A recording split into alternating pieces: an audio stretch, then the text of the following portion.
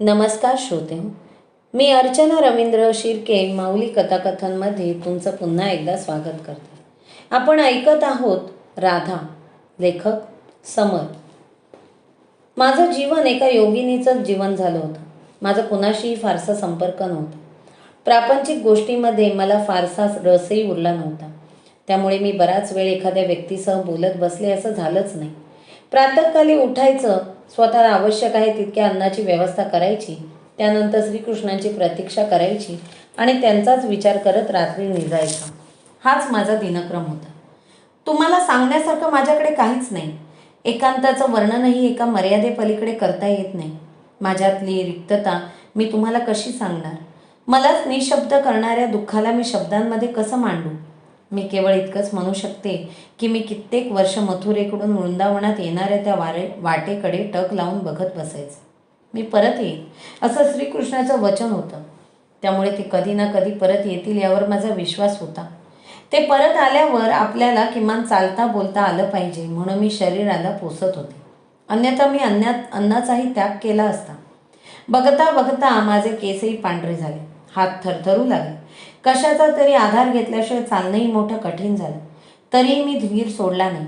श्रीकृष्णांची प्रतीक्षा करत राहिले. मी वृंदावनात वाढलेली एक सामान्य गोपिका होते. श्रीकृष्णांची प्रतीक्षा करण्याशिवाय मी दुसरं काय करू शकत होते? माझ्या हातात काहीच नव्हतं. कुणी ना कुणी मला श्रीकृष्णांचे नवे पराक्रम सांगायचं. मनात कधीतरी असा विचार यायचा, श्रीकृष्णांना पुन्हा या लहानशा वृंदावनात यावंसं वाटेल का? त्यांची द्वारका किती भव्य असेल. त्यांनी अनेक स्त्रियांशी विवाह केला आहे. त्यांना माझी आठवण येत असेल का? मनाच्या कोपऱ्यात तशी भीतीही वाटत होती.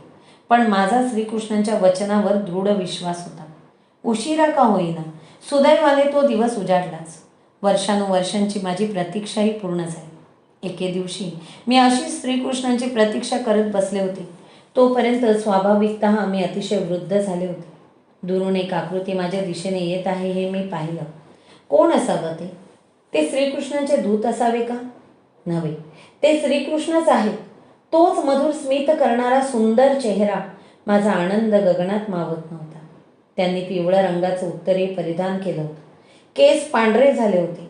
त्यांच्या गळ्यात अनेक अलंकार होते. वृद्ध होऊनही त्यांनी मोरपीस पौच्छात खोचलं होतं. त्यावरून ते कृष्ण आहेत हे सर्वांना दुरूनही कळत असे. ते जवळ आले तशी त्यांच्या चेहऱ्यावरील आनंदी मुद्रा मला दिसली. त्यांच्या हातात बासरी होतीच. त्यांना पाहता स्वाभाविकता माझ्या डोळ्यात आनंदाश्रू दाटले. मी थरथरत्या आवाजात म्हणाले, नाथ, आज माझा जन्म सार्थक झाला. तुम्हाला पुन्हा पाहून हे जीवन धन्य झालं. माझे नेत्रही तृप्त झाले. दुःखाचे दिवस कायमचे सरले. मी विरहाच्या अग्नीत जळत होते. दुःखाच्या सागरात बुडाले होते. आज तो विरह काळ संपला. हो राधे, आता पुन्हा तुला कदापि विरह सहन करावा लागणार नाही. नाथ, या, बसा. मी श्रीकृष्णांना आसनावर बसण्याची विनंती केली. त्यांना माझ्या थरथरणाऱ्या हातांनी आनंदाने ओवाळलं. श्रीकृष्णाच्या अंगाला सुगंधी चंदन लावलं. सगळ्या वृंदावनाला श्रीकृष्णांच्या आगमनाची वार्ता प्राप्त झाली होतीच. मी त्यांचं स्वागत करून त्यांना पाणी देईपर्यंत वृंदावनातील अनेक गोप आणि गोपी श्रीकृष्णाचं दर्शन घेण्यासाठी माझ्या पर्णकुटी बाहेर उपस्थित झाले. श्रीकृष्ण त्यांना भेटले. कोणी त्यांच्या गळ्यात पुष्पमाला घातली तर कोणी त्यांना उपहार दिला. श्रीकृष्ण वृंदावनाजवळ आले आहेत हे कळताच नंदजी, माता यशोदा आणि वृद्ध गोप गोपींनाही अतिशय आनंद झाला. त्या इतरांच्या सहाय्याने श्रीकृष्णांना भेटण्यासाठी आल्या. त्यांच्या डोळ्यातूनही आनंदाश्रू वाहत होतेच. श्रीकृष्ण स्वतः माता यशोदेच्या शेजारी जाऊन बसले. मातेने श्रीकृष्णाच्या डोळ्यांवरून प्रेमाने हात फिरवला. त्याही बऱ्याच वृद्ध झाल्या होत्या. जितकं शक्य होतं तितकं बोलून त्या नंदजींसह नंदव्रजात परतल्या. सायंकाळ होईपर्यंत बहुसंख्य गोपगोपी श्रीकृष्णांना भेटून व्रजाकडे परतले. सगळे परतल्यावर मी आणि श्रीकृष्ण बोलू लागलो. कित्येक दशकांपासून आम्ही भेटलो नव्हतो. बोलण्यासारखं खूप काही होतं. कुठून सुरुवात करावी हेच मला समजत नव्हतं. पण अनेक वर्षांपासून माझ्या मनात एक प्रश्न होता. सर्वप्रथम तोच प्रश्न विचारावा असं मला वाटलं. मी म्हणाले, नाथ, एक प्रश्न विचारू का? हो, तुला जे काही विचारायचं असेल ते विचार. मी आता पूर्ण वेळ तुझ्यासोबत असणारच आहे. हा कृष्णावतार आता संपला आहे. या काळात बरंच काही घडलंय. तुम्हाला आता रुक्मिणी कांत म्हणून ओळखले जातं. सत्यभामाही तुमची प्रिय पत्नी आहे. तुम्ही त्यांच्यासह दीर्घकाळ राहिला आहात. मी अजूनही तुमची प्रिय राधा आहे का? राधे, तसं नसतं तर मी आलोच नसतो. आता हे मानवी शरीर सोडण्याची वेळ झाली आहे. आपल्या मूळ रूपात आपण गोलोकी जाणार आहोत. तू हे जाणतेस की मी विश्वाचाच स्वामी आहे. सर्वच माझे आहे. मग या रुक्मिणी, सत्यभामा आदी स्त्रियांबद्दल विशेष असं काय सांगू? जसे इतर सर्व माझे आहेत तशाच त्याही माझ्याच आहेत. या जन्मात माझा त्यांच्याशी विवाह झाला, मात्र आता गोलोकात आपण एकत्र परतणार आहोत. राधे, ज्याप्रमाणे तू गोलोकात राधिका देवी आहेस त्याचप्रमाणे तू वैकुंठात महालक्ष्मी आहेस. तूच मैथिली होतीस. ही सर्व तुझीच रूप आहे. या जन्मात माझे अनेक विवाह झाले आणि ते ऐकून तुला वाईट वाटलं असेल, त्यामुळे मी तुझी क्षमा मागतो. कृष्णावतारात मला अनेक गोष्टी कराव्या लागल्या. या विवाहांपासून ते कुरुक्षेत्रात अर्जुनाचा सारथी होईपर्यंत अनेक आश्चर्यकारक गोष्टी मला कराव्या लागल्या. माझ्यामुळे तुला दुःख झालं. मला क्षमा कर. ते ऐकताच माझ्या मनातल्या सर्व शंका दूर झाल्या. श्रीकृष्णांच्या जीवनात माझं महत्त्व काय आहे हे माझ्या लक्षात आलं. मला मिळालेल्या शापामुळे आम्ही दूर राहिलो. त्या काळात श्रीकृष्णांनी अनेक विवाह केले, मात्र त्या सर्व स्त्रियांना सोडून ते अंतिमतः माझ्याकडे आले आणि त्यांनी माझी क्षमा मागितली. जो स्वतः परमेश्वर आहे, पृथ्वीवरील सर्व राजांना आणि ऋषींना वंदनीय आहे, त्याने क्षमा मागणं हे निश्चितच विशेष होतं. अर्थात त्यांनी अपराध केला आहे असं मला वाटतच नसल्याने क्षमा करण्याचा प्रश्नच नव्हता मला.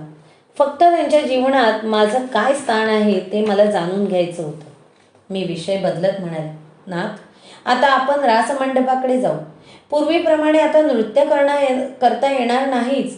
खरं सांगायचं तर मी केवळ तुम्हाला भेटण्यासाठी अद्याप जिवंत आहे. अन्यथा वृद्धत्वामुळे माझी शक्ती क्षीण झाली आहे. तरीही आपण आज अवश्य रासमंडपात जाऊ. तिथे उभे राहून आठवणींना उजाळा देऊ. शक्य झालं तर सरोवरात तळपाय बुडवून उभे राहू. चल, मी या क्षणाचीच प्रतीक्षा करत होतो.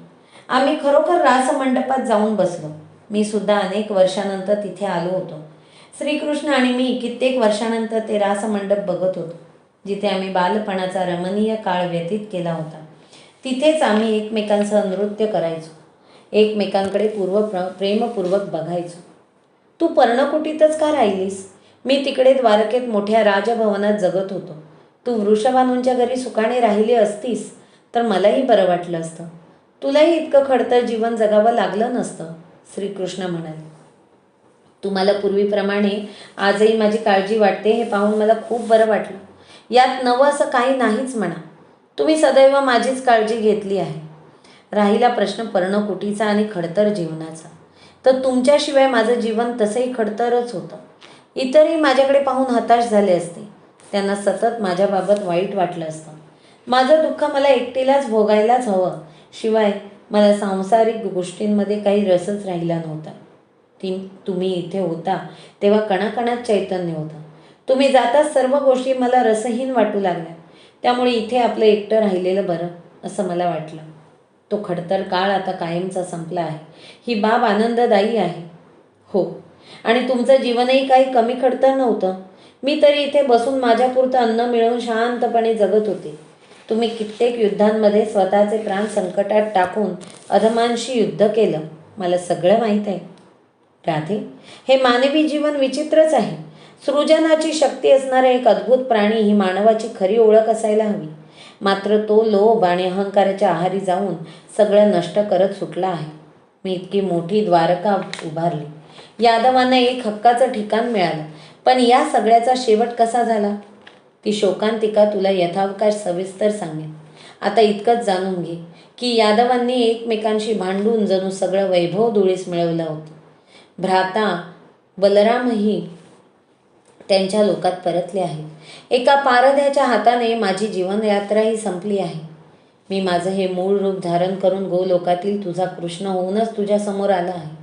उद्या प्रातःकाली आपल्यासाठी गोलोकातून एक रथही येणार आहे. तुम्ही यादवांना थांबवलं नाही? मी आश्चर्याने विचारलं. राधे, दुर्जनांचा नाश करणं हा माझ्या अवताराचा हेतू होता. मी पृथ्वीवरून अधमांचा भार कमी केला आहे. मात्र समृद्धी घराघरात नांदू लागल्यावर हा स्थिरावलेला समाज एकमेकांनाच नष्ट करण्याचा प्रयत्न करतो. कलह निर्माण होतो. मी किती कलहांना क्षमवण्याचा प्रयत्न करू? आपलं भवितव्य आता मनुष्याने स्वतःच ठरवायचं आहे. दुर्जनांचा विरुद्ध युद्ध करणाऱ्या सज्जनांच्या पाठीशी मी सदैव उभा राहीन. मात्र सज्जनांनी प्रथमतः स्वतः त्यांच्या अस्तित्वासाठी लढण्याचं बळ प्राप्त करायला हवं. तुमचं मत अतिशय योग्य आहे.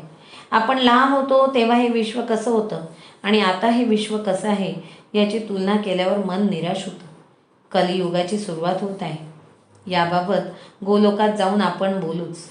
तूर्त या रासमंडपाकडे एकदा डोळे भरून पाहू दे. आपण इथे कशी रासलीला करायचो हे तुला आठवतं? हो, अगदी लहान सहान गोष्टही आठवते. रासमंडप मी कशी विसरू शकते? हळूहळू एक एक आठवण ताजी झाली. आम्ही तिथे बसून अक्षरशः रात्रभर बोलत होतो. श्रीकृष्णांनी त्यांच्या जीवनातील अनेक महत्त्वपूर्ण घटना मला सांगितल्या. माझ्याकडे दुःखाशिवाय सांगण्यासारखं असं विशेष काहीच नव्हतं. शिवाय ती मानवी जीवनातील माझी अंतिम रात्र होती आणि ती मला माझ्या दुःखाबाबत बोलत व्यतीत करायची नव्हती. दुसऱ्या दिवशी पहाटे श्रीकृष्ण स्नान करण्यासाठी यमुना तीरी गेले.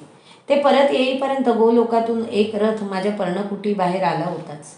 श्रीकृष्ण परत येताच आम्ही दोघे त्या रथावर स्वार झालो. आम्ही त्या रथातूनच वृंदावनात गेलो. संपूर्ण वृंदावन डोळे भरून पाहिलं. यशोदा मातेने आम्हाला नंदन भवनात बोलावलं होतं. त्यानुसार आम्ही नंदभवनात गेलो. तिथे समस्त वृंदावनवासी उपस्थित होते. अनेक रत्नांनी सजलेला दैवी रथ पाहून ते आश्चर्यचकित झाले होते. बहुधा आम्ही आमच्या लोकांकडे प्रस्थान करू हे त्यांना माहीत झालं होतं. श्रीकृष्ण त्या सर्वांना म्हणाले, तुम्ही इथे असेच आनंदाने राहा. वृंदावनातील काळ हा माझ्या जीवनातील सर्वात रमणीय काळ होता. तुम्ही या वृंदावनाचं सौंदर्य, पावित्र्य आणि महत्त्व टिकवून ठेवा. तुमचं कल्याण होवो. सर्वांनी श्रीकृष्णांना वाकून नमस्कार केला. मी एकदा त्या सर्वांकडे पाहिलं. गोलोकात परतण्याची वेळ झाली होती. सर्वांना निरोप देऊन आम्ही गोलोकाकडे प्रस्थान केलं. कित्येक वर्षांचा तो कालखंड कधी संपला हे मला समजलंच नाही. काळ खरंच खूप वेगाने पुढे जात असतो. मलाच त्या किशोरावस्थेतल्या राधेला हे सांगता आलं असतं तर मला हे सत्य पटलं असतं. जन्मभर कृष्णांशिवाय कसं जगायचं हा विचार करून मी कित्येक वर्ष दुःखी होते. बघता बघता तो जन्मही संपला. आम्ही गोलोकाकडे प्रस्थान केलं.